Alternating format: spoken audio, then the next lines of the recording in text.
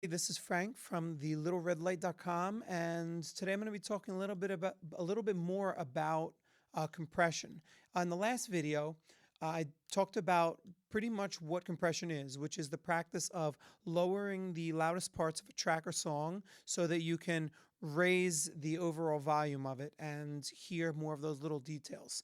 Now, the compressor that I used last week for the last video was a lot weaker.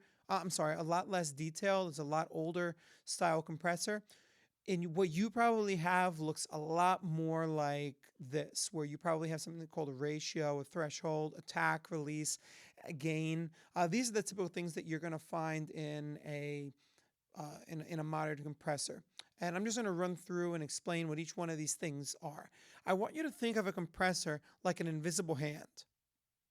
Now, the threshold tells you when that invisible hand starts to turn the knobs on the volume of the track. Now, let's say on this, the peaks are coming to you at -10. Now, if I set it at -20, that means as that signal's going up, as soon as it hits right there, the amp is or the compressor is going to start pulling on it to keep it from going up too high. All right?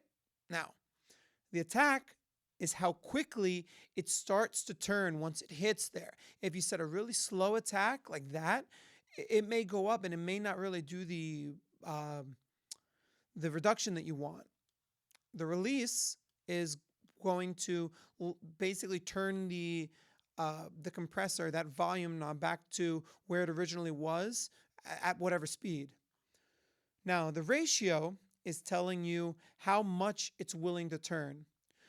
And right here, in this plugin in particular, you find the gain reduction. That's telling you how much the compressor actually is working. As I said at the beginning, the idea of a compressor is to lower the volume on the loud parts so that you can raise it on the quiet parts. And right here, the gain is where you actually do make up for all the lowering of the volume in those loud parts. So we're going to take a look at this track and see how I can play around with it to get where I want to go. Now, normally, you don't want to really compress anything more than -1 to -3 or 4 dBs. I'm not really into the super heavy-duty compression. You can do it. It can work in certain instances, but for this track, I don't want a super compressed bass line.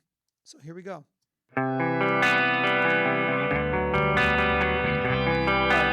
threshold is set too high.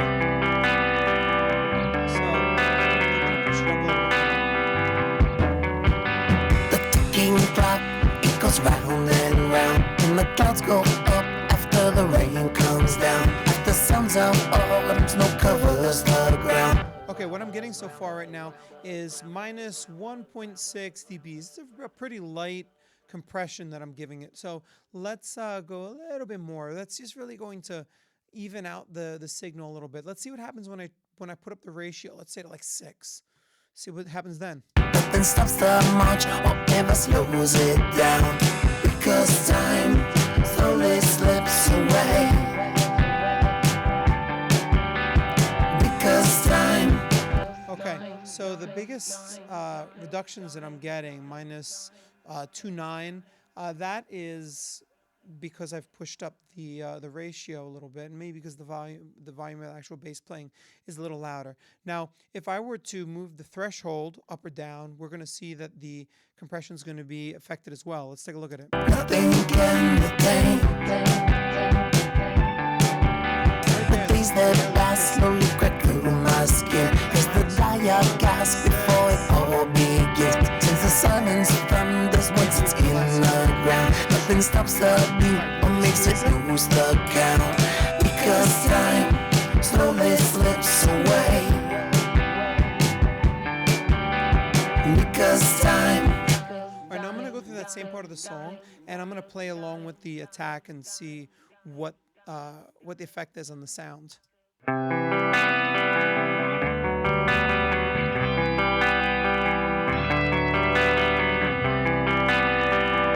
Super fast attack. The ticking clock, it goes round and round, and the clouds go up after the rain comes down. After suns out autumn, snow covers the ground. Nothing stops the much or ever slows it down. Because time. So right here I've set the attack so slow that it's barely even compressing the signal at all. So obviously that's not going to work. Slowly slips away. Because time, nothing can detain. Okay, there it's giving a healthy -4 dBs. So I'm going to take the gain and I'm not going to go all the way to the 4, but let's throw it up 3.5. And here we go.